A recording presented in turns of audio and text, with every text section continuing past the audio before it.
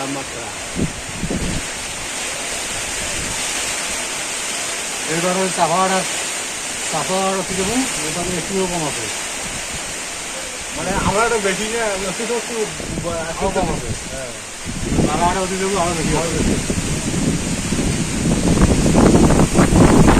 মানে আমরা যে ইন্ডিয়া আর আমরা এখান জায়গা বাতাস বেশি হবে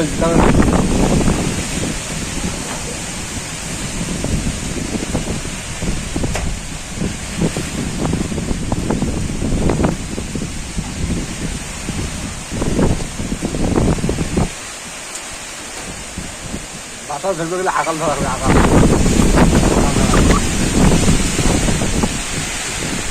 বাতাস বেশি আকাল হাল বেশি।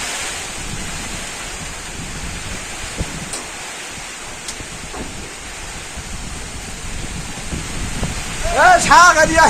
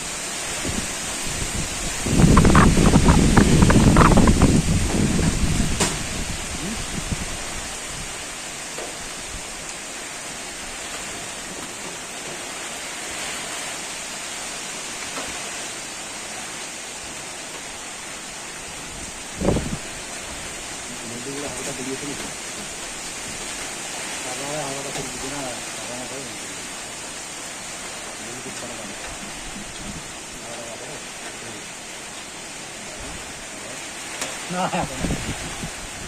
আবার টপ করা যাবে না।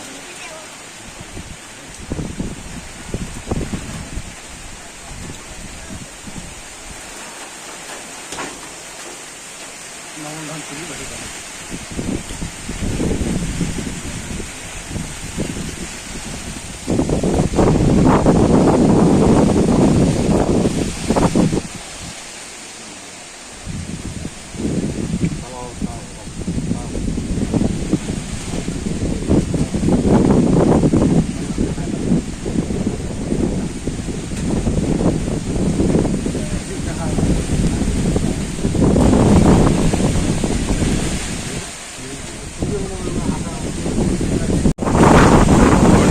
রেবাল চলতেছে আর আমরা তো এই যে এখানে দোকানের মধ্যেও দাঁড়িয়ে থাকতে পারতেছি না, এত পরিমাণে বাতাস আপনারা বুঝতেই পারতেছেন, টুল টুলে যাইতেছে।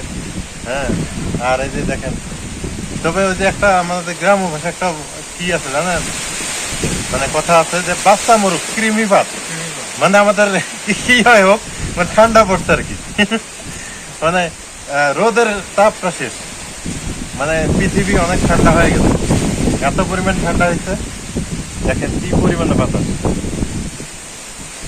এলো অবস্থা, যে যেখানে থাকেন সাবধানে থাকেন, সুস্থ থাকেন, এটা আশা করতেছি।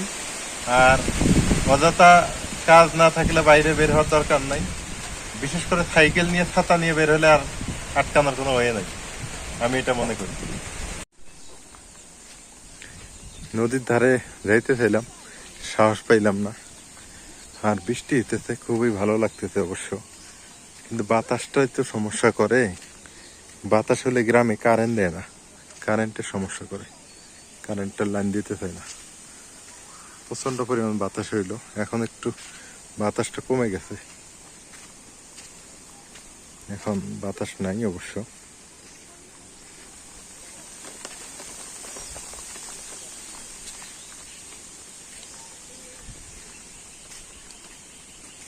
এখানে দেখেন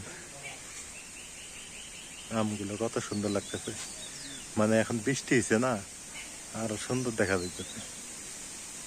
বৃষ্টি হলে গাছ গাছালি অনেক সুন্দর হয়, অনেকটা পরিবর্তন হয়, প্রকৃতি অনেকটা সুন্দর রূপে সাজে, পাতা টাতা একদম নতুন, গাছ নতুন ভাবে গাজায়, অনেক ভালো লাগে অবশ্য দেখতে।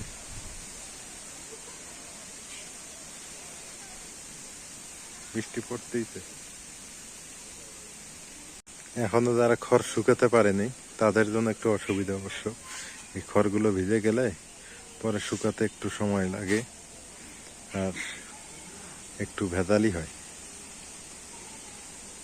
কৃষকের শান্তি নাই, যা সত্যি কথা।